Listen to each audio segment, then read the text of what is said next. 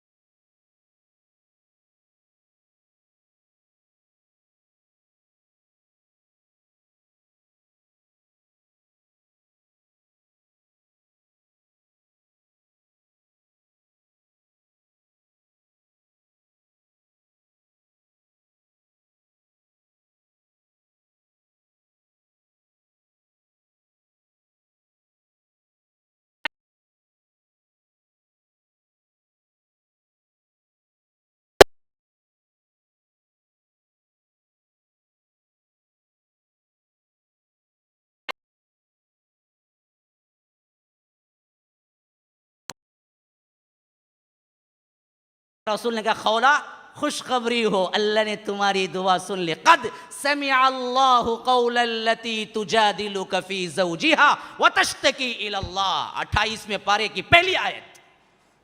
कद समिअ अल्लाह, एक औरत की पुकार को अल्लाह ने कबूल कर लिया। ये था एक जमाने में अल्लाह और हमारा ताल्लुक। यूं आंट उठाया खौला ने, रसूल सामने है, लेकिन अल्लाह ने डायरेक्ट खिताब औरत से करते हुए फरमाया कद समिअ अल्लाह, अल्लाह ने उसकी सुन ली। अल्लती, जो तुजादिलुक, तेरे से झगड़ा कर रही थी, फी ज़ौजिहा, अपने शौहर के बारे में, वतश्तकी इलल्लाह, और अल्लाह से शिकायत कर रही थी। वल्लाहु यस्मउ तहावुरकुमा, तुम दोनों का कन्वर्सेशन अल्लाह सुन रहा था। ये थी हमारी पोजीशन। एक औरत हाथ उठा दे तो अल्लाह तबारक व तआला सातों आसमानों पर से वही नाजिल कर दे। हाँ, ऐसे हैं कोई पाकबाज उम्मत? हमें तो यह पढ़ाया गया है कि औरतों के लिए तो काबिल ही नहीं होती, इसीलिए ये ज्यादा क्या करते हैं, मशाइख के चक्कर में फिरते हैं उनसे दुआ कबूल कराने के लिए। क्यों जी? खौला की मिसाल रखो, अल्लाह ने उनकी दुआ कबूल की तो क्यों नहीं तुम्हारी दुआ कबूल करेगा? बस बनो तुम भी खौला जैसे। औरतों की दुआ तो ज्यादा कबूल किया अल्लाह तबारक व तआला ने। मरियम ने दुआ की कबूल किया, मरियम की अम्मा ने दुआ की कबूल किया, क्यों नहीं कबूल करेगा तुम्हारी दुआएं? तो ये उम्मत का ताल्लुक था अल्लाह से।